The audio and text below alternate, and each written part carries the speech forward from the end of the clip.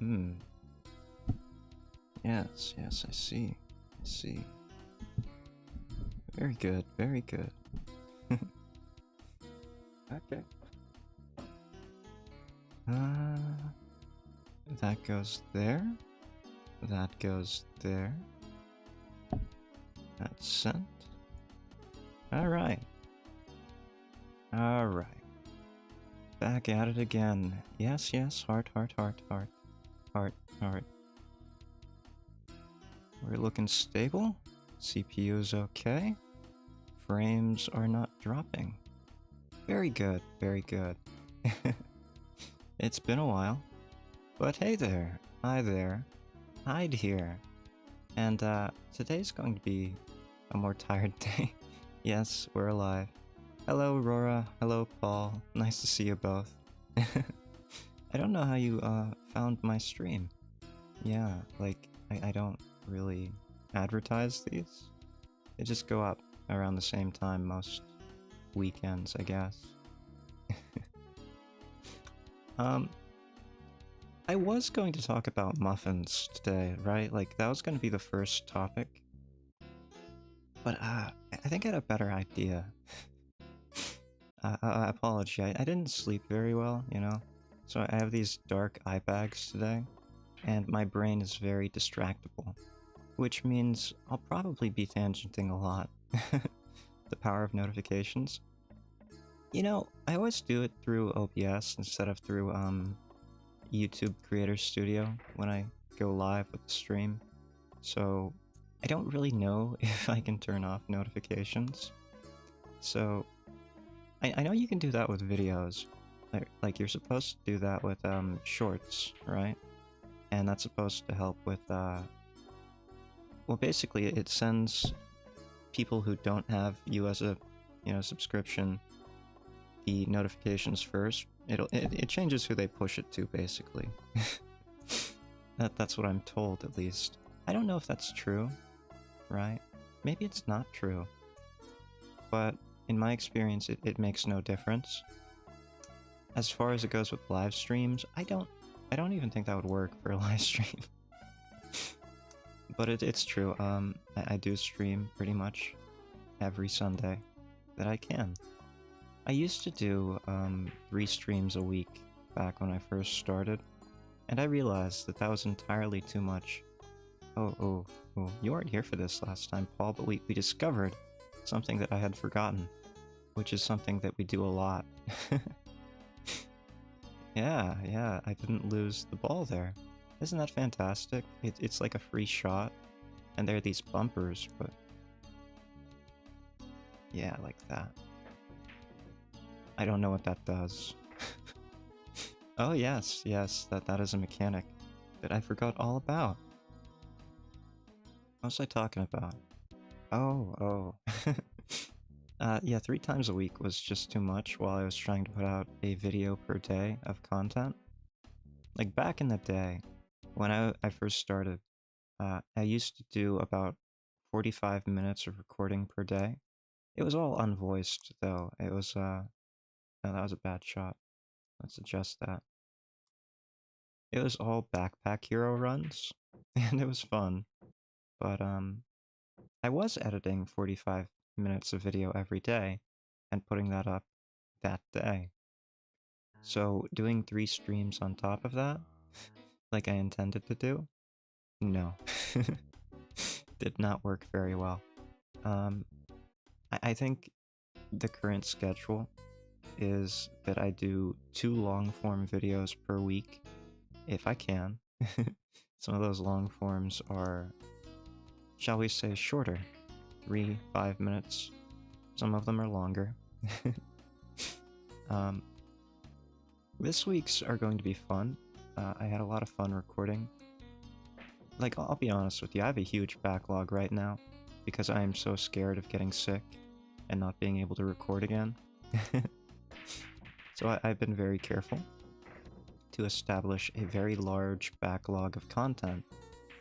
And now that I have one, I don't want to really go back on it. So that means I get to pick and choose videos and select only the best Hyde content Unless I can't record for a week, in which case you get only the okayest Hyde content. This week I'm excited. The recordings I did yesterday, because yes, I record on Saturdays. I think that's the best way to prepare for a live stream, right? To record the day before. You get your voice all warmed up. That's how it works, right? Good call? Yeah. Hopefully I won't again. I thought I was here for a second, but I'm thinking it's just because I've been smoking so much as of late. And no, it's not anything stressful. It's just because I've been awake longer for a couple days. I went on some fishing trips, and that usually means I get less sleep. So I've been smoking more. It's about the same rate of 1 or 2 per hour, depending on the size of the pipe that I use. I don't smoke cigarettes. I don't like the smell of cigarettes. Yeah, that's all it was, I think. A little bit of post-nasal drip from irritation, excess smoke. But we are more prone to upper respiratory illnesses, so that explains why I've had COVID twice during the start of my channel. Yeah, so far. And it also explains the sinus infection that just would not go away. Thankfully, that seems to be gone. I seem to be better. And now I have a huge backlog. So next time I get sick, no one will even notice, right? Like, I have a lot of diverse content. I have nature shorts lined up. I have microscopy shorts lined up. Those are always fun. Last time I recorded microscope shorts, my computer, well, the CPU was not happy about it. I ended up using about 70% of my CPU for some reason, which was not typical. I have to assume there was something wrong there. I'm gonna blame it on Discord being up. Yeah. See, I had a I had an updated Discord that was waiting to be done. Yeah. Anyway, I have those. I have video game footage. Quite a bit, actually. I have hours of video game footage. Not just from one game. Some of it's not great, though, right? Like, some of it has really bad frame issues. That happens when you're recording from a potato. But, there are plenty of good videos as well. This week I recorded some more horror. I did an assessment-style game. That's probably going to be the one I send out first this week, as far as gameplay videos go. That's the proper conjugation there. Yeah, that's a word. But yeah, I really enjoy those assessment style games, and I think you'll enjoy this one. It's very different from any other ones that I've done on the channel so far. Yes, it is very different. I questioned my own sanity there for a second while I was playing it. That's how good it is. I quite like it. I also recorded a cute game. Unfortunately, that one's not going out this week, I don't think, because it's 34 minutes, and I just don't have the time to edit that. Look forward to it? Maybe not. Maybe not. Maybe reserve your expectations a little bit. That's fine, right? Yeah. What else? So I have a bunch of content that's at the ready should I ever need it. Yeah. And I guarantee that I will need it. I also have reading that I can do a Hyde reads for. Yeah. So there's a lot of things that I just need to edit, and I should be fine.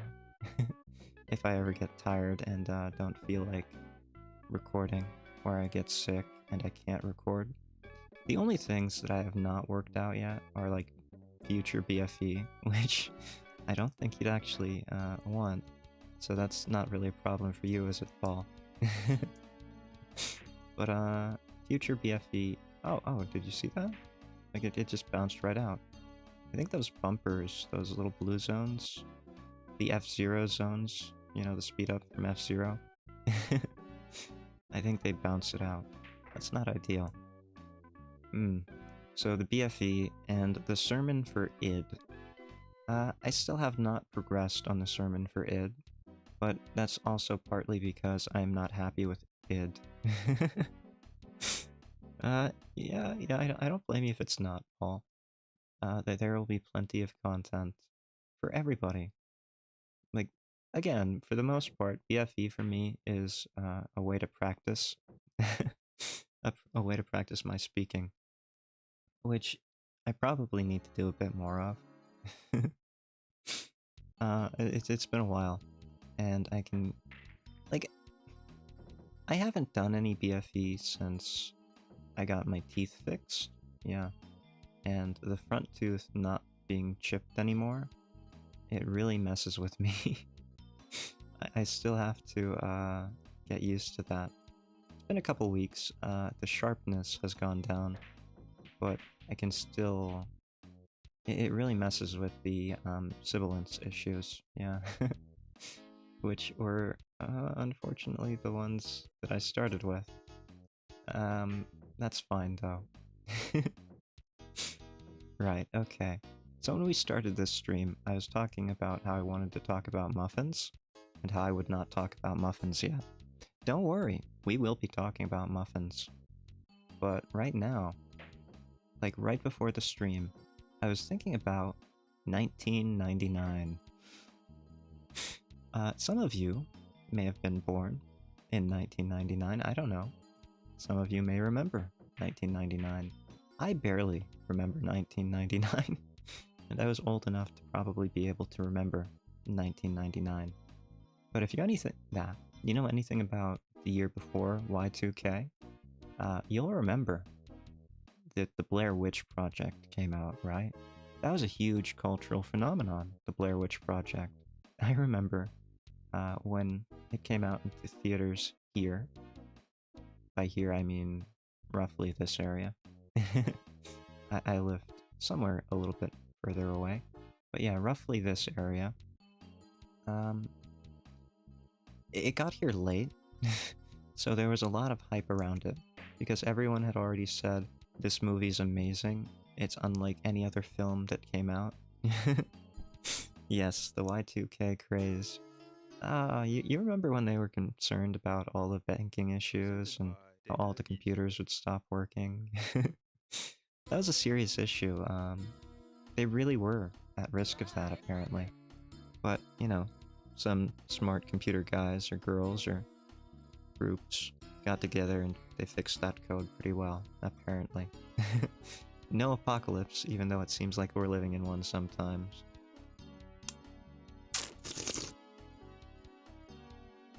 But yeah, the Blair Witch came late to this area, and all the hype had already come out for it.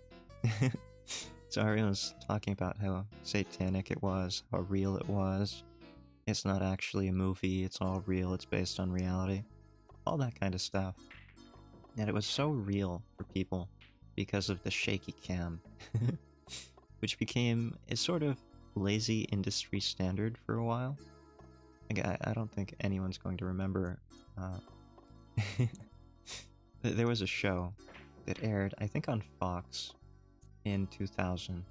It was based kind of on the shaky cam craze going on. It's called Freaky Links. And Freaky Links was basically a supernatural adult Scooby-Doo, in a way. It only had one season, which I always thought was a shame, officially because it was not popular enough. It did not get views.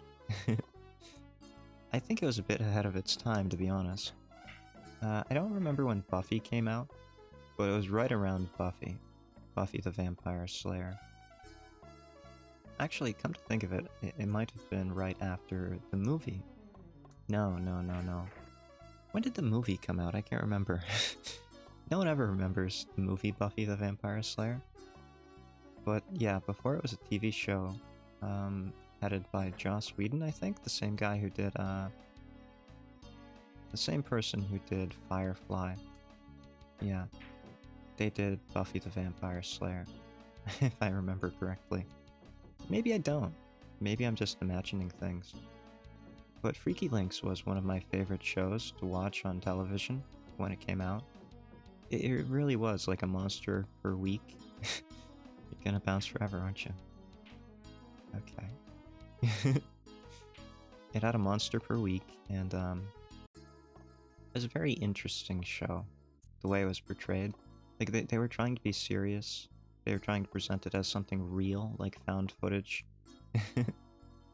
And it kinda was ahead of its time in that sense. It wasn't until a bit later that found footage really, like, dominated the market for a while. I think shaky cam has its origins in places like The Evil Dead. Like, if you watch the original Evil Dead trilogy, how did that ball curve at the end? I don't understand the physics of billiards, Tupo. I really don't. I have to assume that, something magical happens, right? You can actually curve the ball like this. You can go right, left, or center. You can also do mass. Mass is up on this for some reason. And you can jump the ball.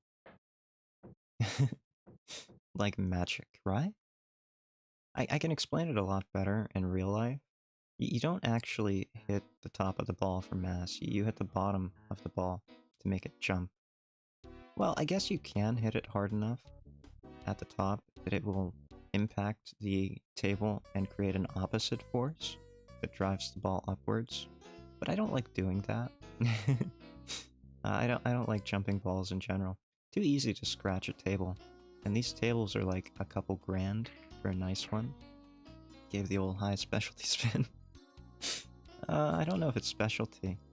It's definitely... Here, I'll give you an application of it. Nope. Nope. The controls for this are very strange. You have to hold one button, and then you have to click the D-pad, right? There are applications for these trick shots. As you can see, it's still spinning. It's a way to kill energy, basically. Or to create energy, right? Like, law of conservation of energy does not apply to the billiards table. It's like the law of conservation of mass does not apply to movie monsters, right? Yeah. Oh, we were talking about television shows. Let me talk about a more recent television show. Yeah, okay, we'll get the muffins eventually, probably. So, in 2004, or was it 2008? Sometime in the mid to late 2000s, a television show by the name of Fringe came out. Maybe if you don't remember Freaky Links, you'll remember Fringe. If you watch television, Fringe was a big hit the first couple seasons, right? Yeah. It was basically another Scooby-Doo for adults. You had a monster per week, and you had some overarching story elements like massive dynamic. Yeah, corporatism bad. It's kind of interesting that they predicted that thread all the way back in whenever Fringe was written. But the first episode... No, it wasn't the first episode. There was one episode that always freaked me out. The first episode did have a freaky scene in the beginning. The airplane scene where everybody's flesh is melting off. Spoilers for an ancient show, by the way. If you don't want to hear that, feel free to not listen. Yeah. One of the episodes had mutation, right? As the theme of the week. And a man had turned into a giant hedgehog. Completely against the laws of conservation of mass, right? Like, where did the mass for him to become a giant hedgehog come from? Unless his bones became hollow, his organs became, like, keratinized into bones. I don't know where the extra mass came from. Maybe that's why it's fringe science, right? Like, it's dark matter. But I always thought that was strange. I didn't even know that much science back then. I was just a little baby Hyde. It was still strange to me. We're gonna try for this. curve it in a little bit. Maybe we'll get lucky. I don't think we got lucky there. But if we hadn't done that, we would have sank the cue ball for sure. So, I don't know, like, science shows are not really scientific. I think we can all agree about that, but there are very few science fiction shows which are hard science fiction. You know the distinction between hard science fiction and soft science fiction?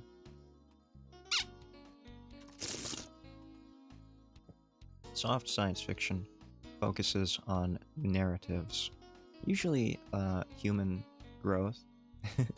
Was it colored show? It was in color, yeah. Yeah, it wasn't black and white. This is 2000s. Although that's a good question. Like, I remember in the early 90s, I still had black and white television. Well, my family did. It wasn't the only television in the house, but it was still in use. And it was pretty fun, right? Like, seeing the differences between the early color televisions and the early black and white. Or the late black and white. Late black and white ones. They both use cathode ray tubes. I remember there was an article from somewhere that came out. That was bad. Absolutely bad. Came out during April Fool's Day, apparently. And they said, to turn a black and white television into a color television, all you have to do is put pantyhose in front of the screen. Apparently, that does something with the electromagnetics, and you get a color effect. It's not actually color. It's like, you know, nylon pantyhose material is basically plastic, and you know, plastic has interesting properties when it comes to what you don't know that? I don't know what fact are you saying what to? Putting pantyhose on the television?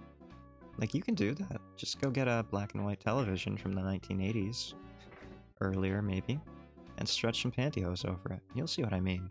It's a bit like putting a magnet on the screen, I think. Yeah. I've seen it done. I've never done it myself. I think it works.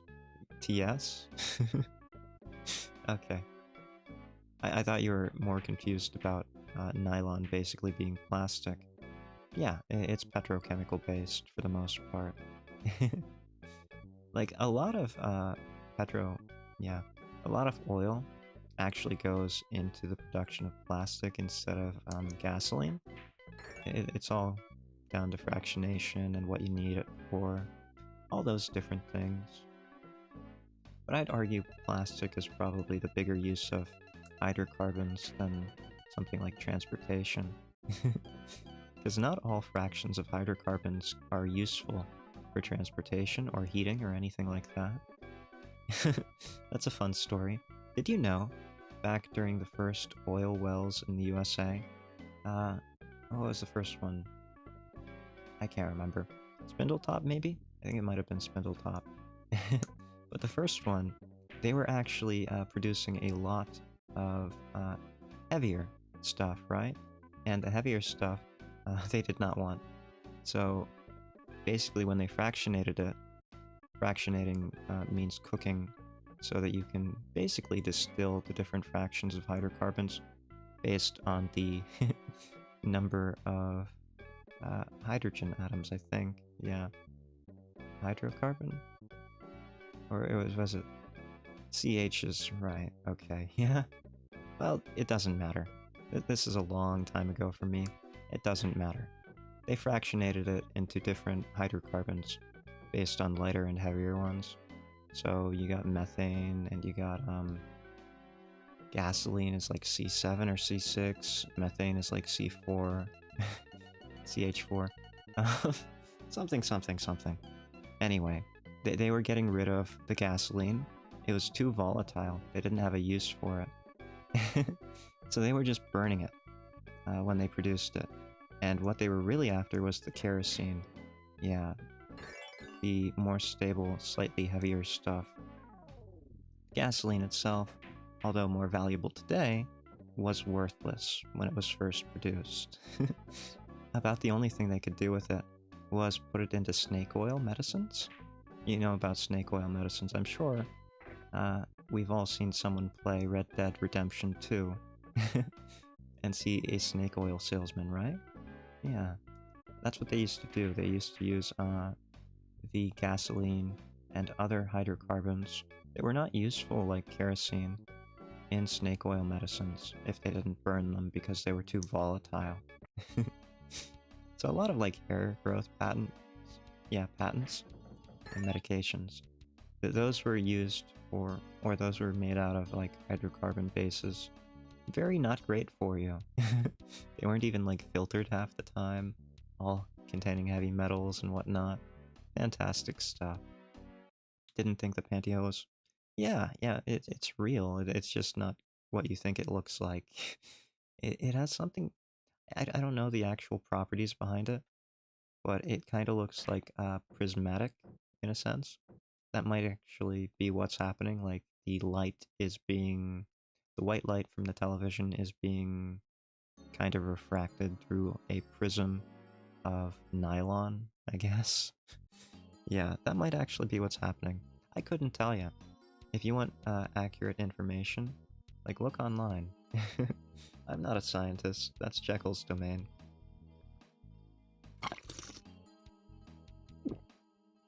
Yeah. I'm just a guy who's very tired today. I can't even remember the formulas for hydrocarbons. That's gonna bug me. Like, I don't want to give you the false information. But, I gave you the false information. Sorry. That's just the, day it's going to be today. Like, I wasn't even, I was thinking about not streaming today, just because I am in one of those very tired, very brain empty moods. That's why I was going to talk about muffins, which we will do right now. We're going to talk about muffins. I don't even have my notes up. Wow, I can't believe I haven't had my notes up this entire time. Can you believe that? Yeah. I did make notes today. And, after we talked about the Blair Witch Project, I wanted to talk about muffins first, yeah. Yeah. Now, it's very controversial, right, muffins? How you enjoy your muffin is the most controversial aspect of it. Whether you enjoy the muffin top, which is crispy and baked golden brown, or you enjoy the muffin bottom, which has all of the soft goodness of any cakey good pastry should have, you know? Words, Hyde, can you use them? No. No, I cannot. Personally, I think they're both great, right? Like, I'm not a fence sitter. I know that they're both great. I know people would be very upset by my answer, that I do not have a preference, but it's more than that. Like, I do have preferences. I just think they both have unique aspects that I like about each of them. So the muffin top, obviously, you know, it's the texture of the muffin top and the caramelization of the muffin top, which give it the benefits over, say, the softer bottom, right? Yeah. The Maillard reaction caused, yeah, Maillard reaction and caramelization of the sugars have created a much, oh, we lost already, richer flavor, right? When you get the muffin top. And that coupled with, to be fair, these are untopped. No streusel topped muffins, no glazed muffins, nothing like that. We're just talking about muffin tops versus bottoms, okay? Yeah. So just muffin tops, you get that nice crust, right? Yeah.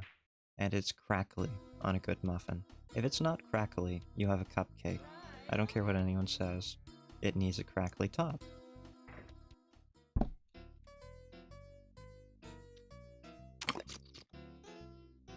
And when you get that crackly top, you get textural differences, right? As the soft muffin bits erupt out of the harder shell, the muffin shell. You want to talk about muffin shells? Yeah, let's talk about muffin shells as if they're some kind of chitinous organism. Here we'll have the larval form of the muffin bug. Yes, the muffin bug. Oh, that reminds me of the game Bug Snacks. Any of you remember Bug Snacks? I thought it was more like a Pokemon game at first. But no, it was a conspiracy game all along. Tangent aside. So the muffin tops, right? Yeah. Texture and caramelization. Those are the two things that are great about muffin tops. And then the muffin bottoms, texture again, but for a different reason. Instead of a crunchy texture, you get a soft, pillowy texture that just melts in the mouth, right? Yeah. You don't get that. You don't get that melting in the mouth with the muffin top. Nope, we missed that shot entirely. What you get is crunchy. That's not pillowy, by definition. No.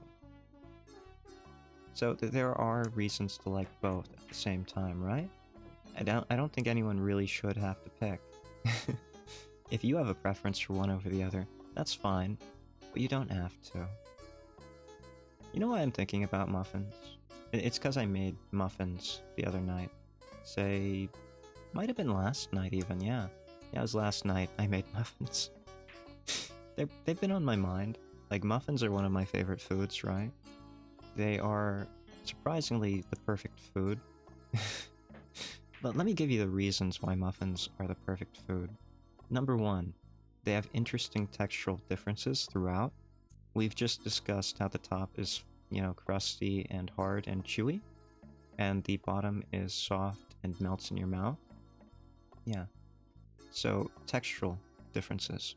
Number two, it's a heterogeneous flavor profile, right? Yeah, a good muffin should have zones of flavor. What do I mean by zones of flavor? Well, there are lots of different kinds of muffins, right? Blueberries, nuts, banana, some kind of big chunky material. Chocolate chips even, right? We could go with chocolate chips. Yes, there is something inside of the muffin. And it doesn't have to be anything too noticeable, but it does have to be chunky, I think. I've never had a plain muffin without anything in it, but I know they exist. And personally, I would call that a muffin base, yeah. Still, even with a muffin base, rather than a muffin proper, I think you still have zones of differences because of the flavors of the top versus the bottom, yeah. So, we have texture, we have zones of flavor. What else do we have? How about ease of transport? Usually, muffins come in little muffin cups, right? Like little containers. Some kind of baking-lined dish thing. Yeah, like a baking cup. So you can put those down on a table whenever you want. No problem. There are other benefits to that too. Like, you don't even need to put them on a table. You can just hold that.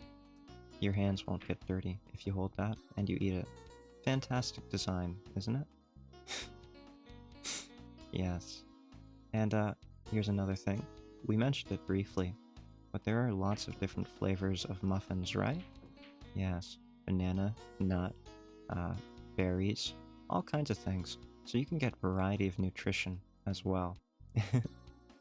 Here's another nice thing. They store very well, even on the counter, for at least a day or two. So you can take them with you and not have to worry about foodborne illness. Very transportable. Very storable if you want to freeze them too. All of these different factors bring it into what I would like to call the ideal food zone. Oh, and it's easy to eat. I've never had a problem eating a muffin, unless it was overcooked, right? Like, if you overbake your muffins, they'll get very dry. They'll become very crusty. Or they'll burn. Most baked goods will burn eventually, right? Yeah. But as long as it's not burned or overcooked, yeah, it's pretty good. You can freeze it, you can do a lot of things with it. Muffins. You know what my favorite muffin is? I'll tell you my favorite muffin is blueberry. And that's true. But I have to be very careful about what I say here. because not all blueberry muffins are made the same. You know the store-bought blueberry muffins? Most of them do not use actual blueberries, unless you go to a bakery that actually makes your muffins for you. If you buy a blueberry muffin from the store, like a normal grocery store that doesn't have a bakery in it, usually what you get is a dyed, artificially flavored carrot chunk. Sometimes it's apple, but usually carrot. You have to be very careful with what you're buying these days, right?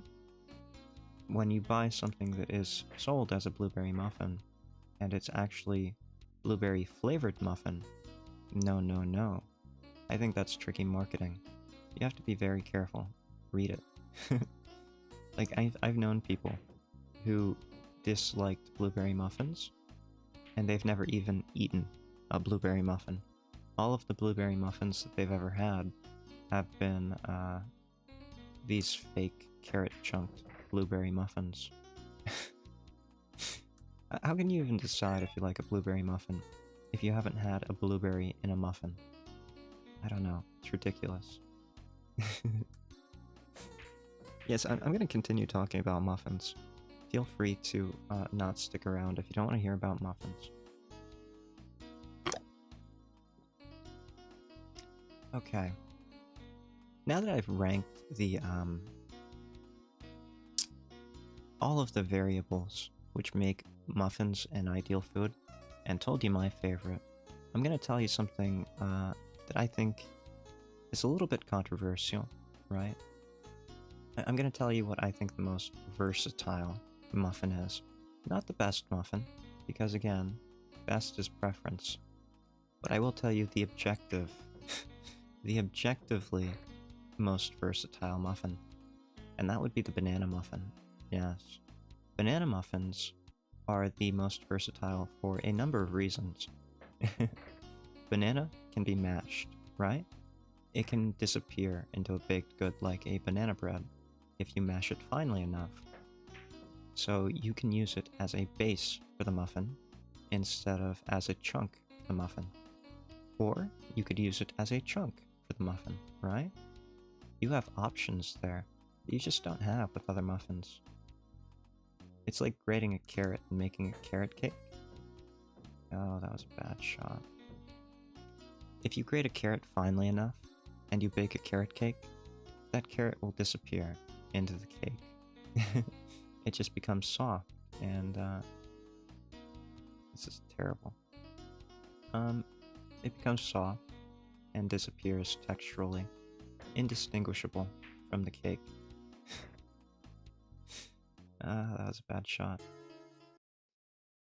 But aside from the texture issue of using it either as a base for liquid, like if you mash it finely enough, you can add other things to it, and you'll still get flavor differences. Like if you add blueberries into mashed banana muffins, then you will have something that tastes mostly like banana muffin and zones of blueberry. Absolutely delicious. But you can also add other things, and the flavor of banana is not entirely overpowering. Like chocolate is a very versatile material, right? In foods. You can even have savory, spicy chocolate in something like mole. Yeah, like a mole sauce.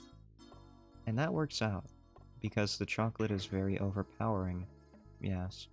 So you don't really taste anything but chocolate. So I don't think chocolate is as versatile as people say. I think what it is more of a masking product. Yeah.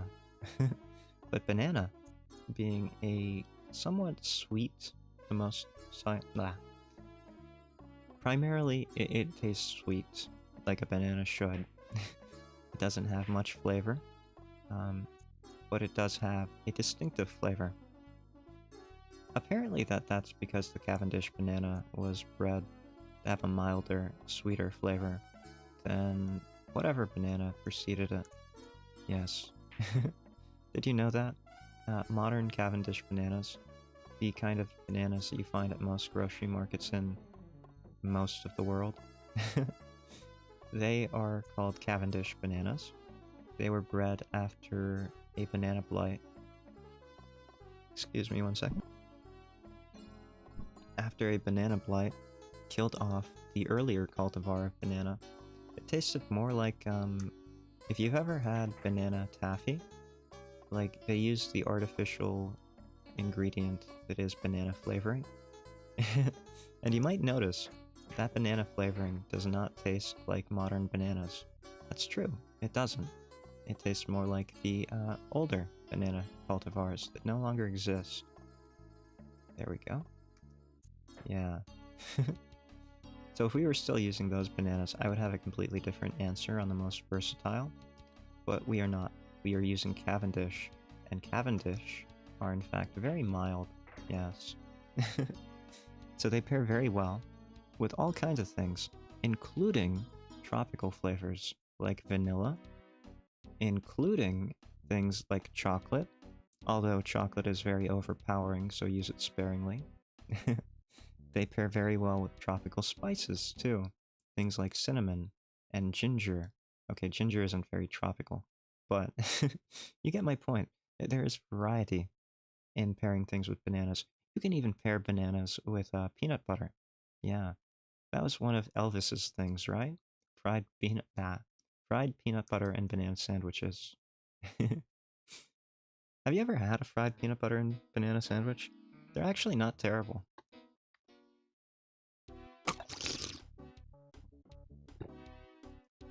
They are, they sit heavy in the stomach, right? Yeah.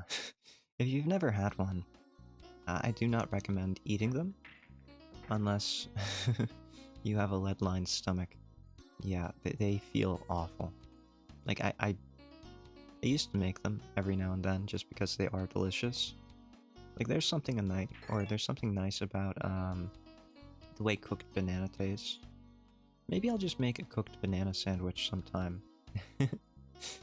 Yeah, cooked banana sandwiches are probably better than fried peanut butter and banana sandwiches. But if you're unfamiliar with the process of a fried peanut butter and banana sandwich, think of grilled cheese. So basically you butter bread, and those are the outside faces. And actually, you know, there's an easier way of doing that. I used to butter the bread on my grilled cheese, like side by side, and always end up with butter on my hands, because I was an idiot. I'm a big dum-dum. There is an easier way. You melt butter in the pan, and then you just put it bread side down in the pan after you've put your fillings in your sandwich. Like an actual civilized human. Like an intelligent person might.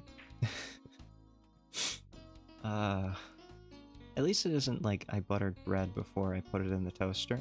I've seen people do that. Yeah. I went to a... I went to a very interesting college. Very bright people, yeah. Yeah, I saw one buttering bread before putting it in a toaster. You can imagine exactly how that went, right? Like, there was a fire alarm that went off. It started smoking. Ah, that was very dangerous. Good times, good times. Thankfully, I was about done with my meal, so, that wasn't my problem. Only the best and the brightest, right? Yeah. Well, I can't really say much, because again, I was one of the type that would get butter all over their hands making grilled cheeses. Yeah, not ideal. But they really do sit heavy in the stomach, peanut butter and banana sandwiches. There is something about warm peanut butter that, I don't know, I think it makes your stomach produce, well, not your stomach, your gallbladder produce more bile because of all of the chains of fats, which are excited and moving around and mobile. And they kind of sink into your stomach a bit, right? Yeah, I think that's what happens. Okay, okay. I am done with... Actually, no, I'm not done with muffins. We're going back to muffins for a couple more seconds, okay? Because I'm not done with versatility. No, I have this written down. We're going to talk about the versatility of banana nut muffins and banana muffins in general. Okay? So, we've talked about the insides of the muffin. Let's talk about the toppings of the muffins, right? So, banana goes well with a lot of different flavors, and that means it can also go well with a lot of different toppings. Some of the best toppings are things like cream cheese. Like, have you ever had cream cheese in a Danish or something? Yeah, goes equally well with muffins. And cream cheese goes fantastic with bananas. I highly recommend a cream cheese frosting for all of your banana breads. If you are not doing cream cheese, there are alternatives. Like you can do simple nut toppings. You can do like slivered almonds and honey. That makes a fantastic muffin topping. Uh, this is a terrible shot. You can also do streusel topping, classic streusel, cinnamon, flour, butter. Very easy streusel toppings. Very hard to get right, but very easy ingredient-wise. Yeah, you could make a streusel topping very quickly if you know how to do it. The only problem is you do not want to melt that butter. You gotta keep it cold. Yeah, I prefer the pinching method, where you use your fingers to pinch the butter into the flour and the cinnamon, and there is sugar. I think a little bit of sugar. I'd have to, I'd have to look into that again. I can't remember. It's been a while since I've made a streusel topping. It's so much easier just to make a glaze for your muffins, right? Like glazes are very simple, even more simple than streusel. A simple glaze is powdered sugar whisked with a little bit of a liquid of flavoring. So a common liquid flavorant is like orange juice. Orange juice from a like freshly squeezed orange juice, please. Do not use the artificially perfumed stuff from concentrate. Have some self-respect, please. But yes, orange juice from an orange, lemon juice from a lemon. Oh, did you see that? We got robbed there. Lemon juice from a lemon. Any kind of citrus can make a very nice glaze. And you just pour that over the top of the muffins, or you dip the hot muffins into them. Then it will cool into this crispy, crackly kind of crust or glaze. Fantastic stuff. In my family, there is a tradition of making Easter bread, and Easter bread is a sweet bread, kind of like what's it called? Brioche. Kind of like brioche, in the sense that it's braided, it's heavy with egg and fat. Yeah, so it's a very sweet, very soft bread. It's braided into a sort of log with eggs put in it. The eggs are decoration, but you don't. Well, you can eat them. You don't usually eat them, but you can. I guess it's traditional to eat the boiled egg, or I guess the baked egg after you bake your bread loaf. But those always get glazed with a mixture of powdered sugar, a little bit of liquid, and the liquid depends. Sometimes it's alcohol, sometimes it's not. But it's always flavored with anise extract. Yeah. So you have a lot of options, and I think all of those but the anise would work very well with banana. Vanilla works fantastic, because again, they are tropical plants. Okay, I swear I'm done with the muffins. If you stuck with me so far, we are done with muffin talk.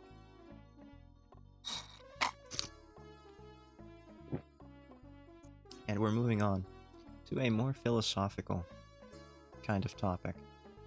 I wanted to talk about this last week, but I've been thinking a lot about whether objects actually have traits or not. I know what you're thinking of. This guy's insane. What does he mean about whether objects have traits or not? Of course objects have traits. Like Hyde is crazy. That's his trait. No, that's not what I mean. Like, when we say an object is something or has some kind of trait, does it actually? Does it objectively have that trait? Is it inherent, or is it merely something we have Is it merely something we have ascribed to it? Yes. Yes, it's a common philosophical debate whether there are inherent traits or whether there are ascribed ones.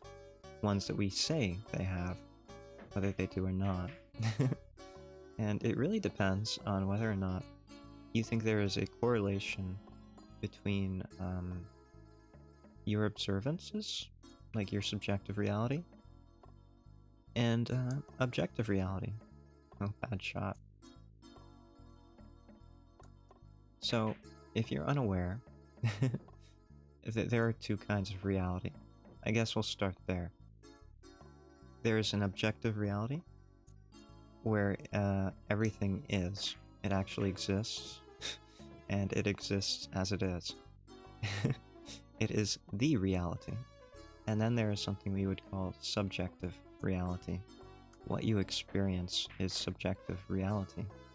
If you hear voices, like, they might not objectively be there, but subjectively, that is your reality. You are hearing voices. That'll make more sense when my video goes out. Yeah, the one I recorded this week.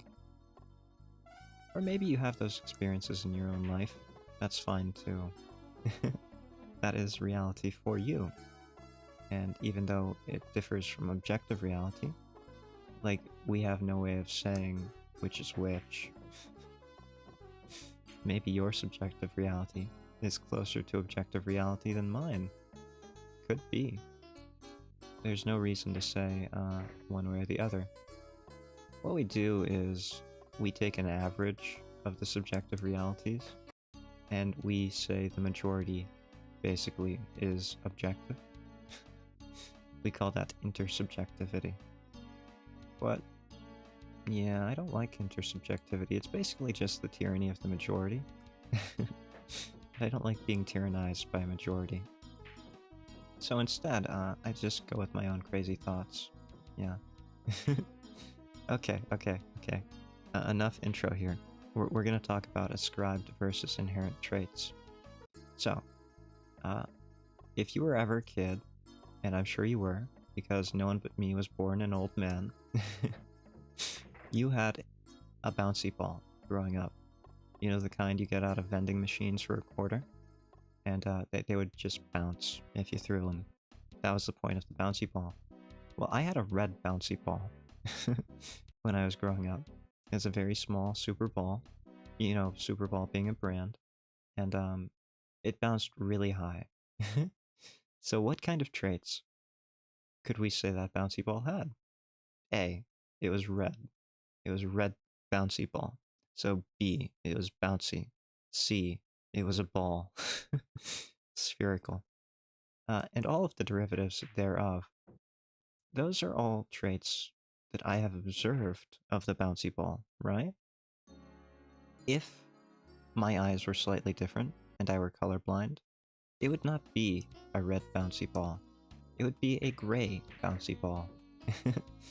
Now, objectively, would it be red, even if I had colorblindness? Well, intersubjectively, we could say that the average experience of that bouncy ball is that it is red.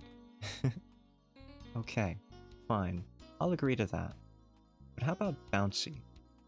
Why are we talking about bouncy? It doesn't necessarily have the inherent trait of bouncing, does it?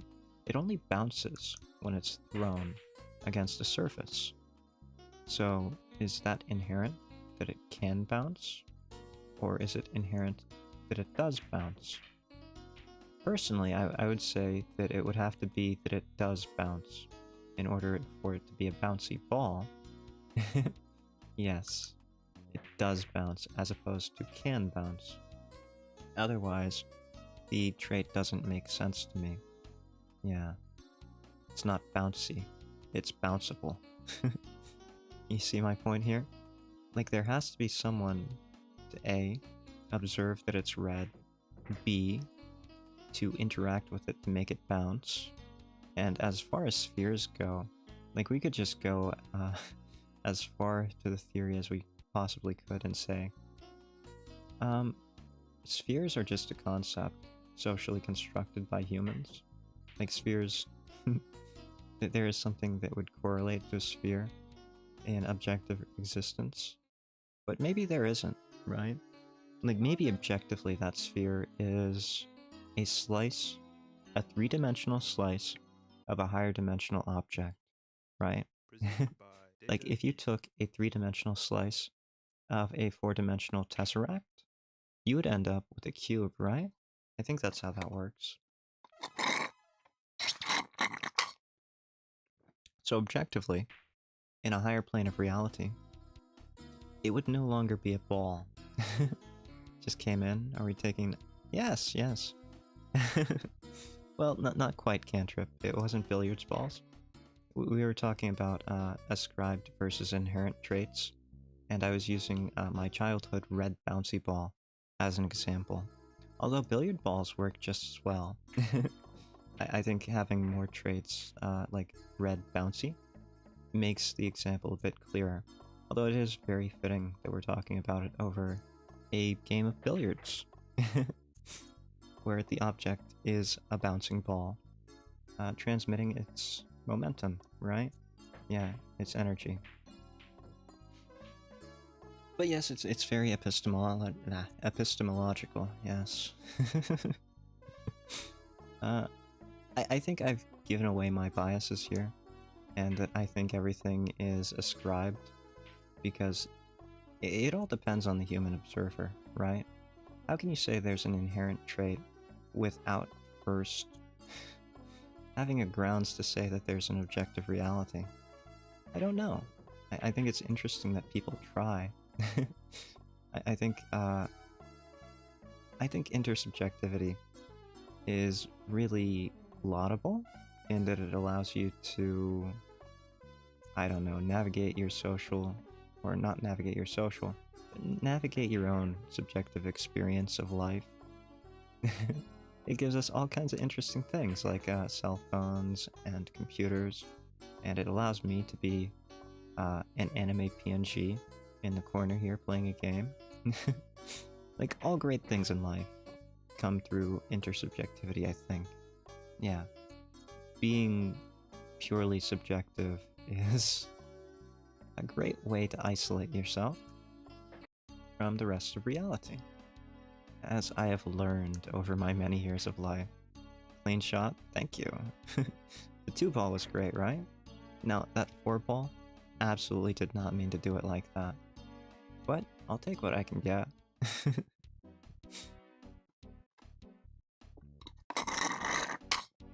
Personally, back to the independent the inherent versus ascribed traits thing.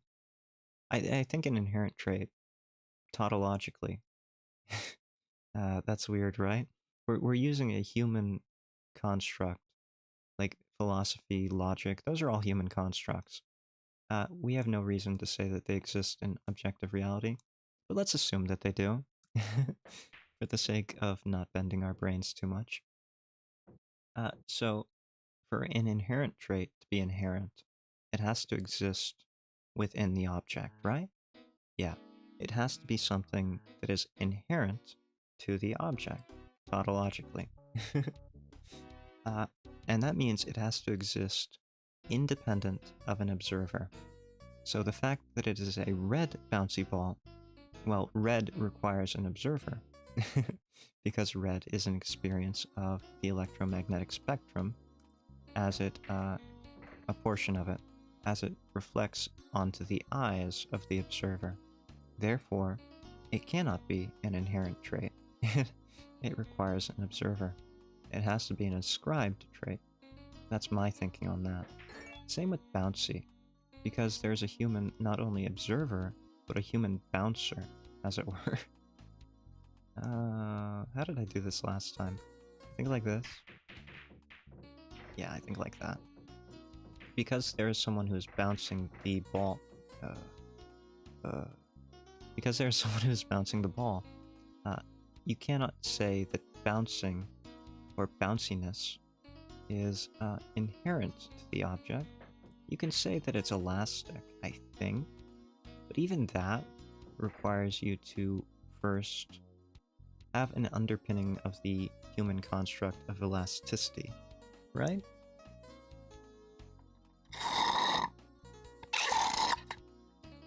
So I think that's all coming down to turtles all the way down. It's all subjective. And when it's all subjective, those are all just ascribed traits. Things that humans say things have. None of them are necessarily true. Even the intersubjective ones. Like, people get this wrong about science all the time. Science is just models. Models which are very precise, very complex, very intermingled, right? In recent years, everything's been about, like, unifying models. And the more unification of models, the more consistency of models there are, the better the science tends to be. But there's no reason to think that any of the models that we're actually using are necessarily true objectively. Isn't that fantastic? Like, it's all kind of incestuous if you think about it. Because we're using theories of how light works to explain, like, the visual interpretation of light, like, yeah, the visible spectrum of light, that kind of biases everything we know about the color red. It's all kind of incestuous, yeah. Feeds off of itself, builds a model off of itself. So, in a way, there's no real way to get out of that, and it all kind of relies... Oh, fantastic. We got lucky there. Relies on feeding into itself. That's a bad shot. Well, that was all I wanted to say about that. Let's move on to... do I have time for this topic? Probably. Okay. We're going to do a little bit longer. At the risk of pithy. Oh. Knowledge does. As opposed to knowledge is. That's a very subjective viewpoint of the concept of knowledge, which I think is probably more accurate than a more objective viewpoint of knowledge.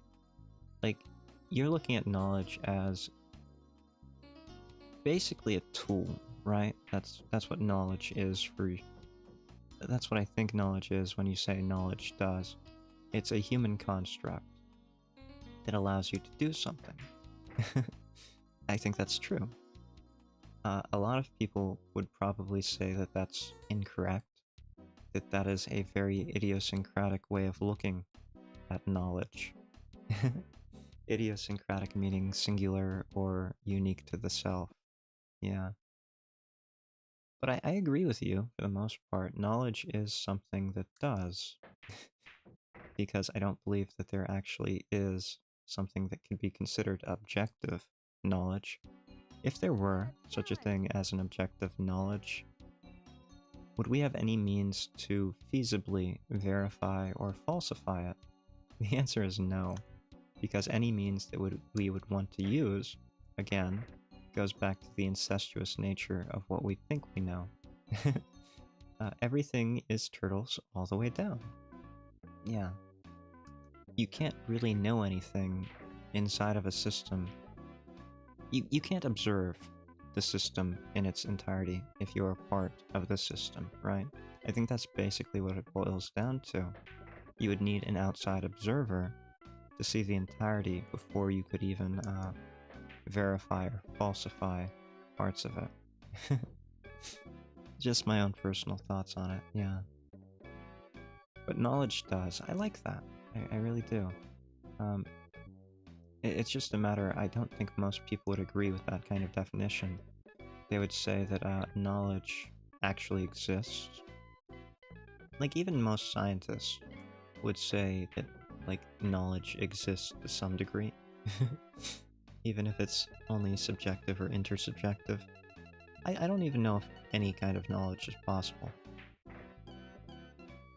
Are you this good at pool outside of the realm? I'm actually pretty good at pool in real life. I had an uncle, and he had a 3/4 scale pool table.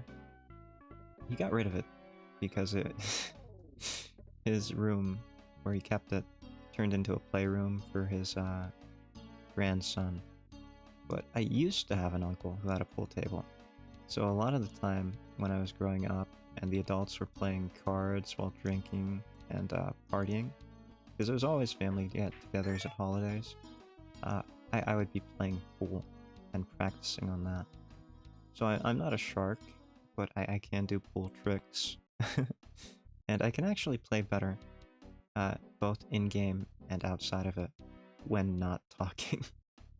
I swear I'm better. Like, please, please. Hmm? Yes, yes. It was really great. Like, I could not see above the table for the longest time, so making shots was very tough. I had to get a stool, and I had to use, like, there was a shorter pull cue, for very tricky shots, and I would always have to use that as the primary pull cue, yeah. To be fair, it was a very small room, and it should have been a lot larger in order to house a pool table. But yeah, he had what he had.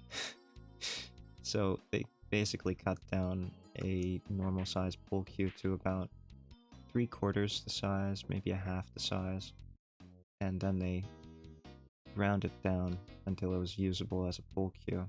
Put the tip on. Yeah. They called it the ick.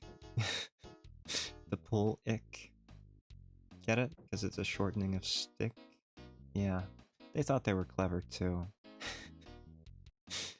At that point, I was not smoking cigars. That came much later. But I was sinking shots. Like, I have a better understanding. I have a better understanding of practical geometrical angles just from playing pool than I do of mathematical angles of geometry from, like, trigonometry and geometry. It's kind of sad, in a way, because one of those is usable, and the other one is math. Hey, if you're a pool shark, you can make a great living until you get your knees capped, right? I should probably say no more about this, right? Yeah. And look at that. Look at the timing. I think I'm saved. Crokinole? Yeah. Um, you know, my family is very Italian, and they like their bocce. They like their card games. That's not one of them that we played, but I think there is a lot of fun to be had in playing the games of older generations of our families. Like, that's a part of culture that we really ought to be more respectful of, right? Yeah, because gambling is important, kids. Something like that. I had a great time. It was a pleasure seeing you all.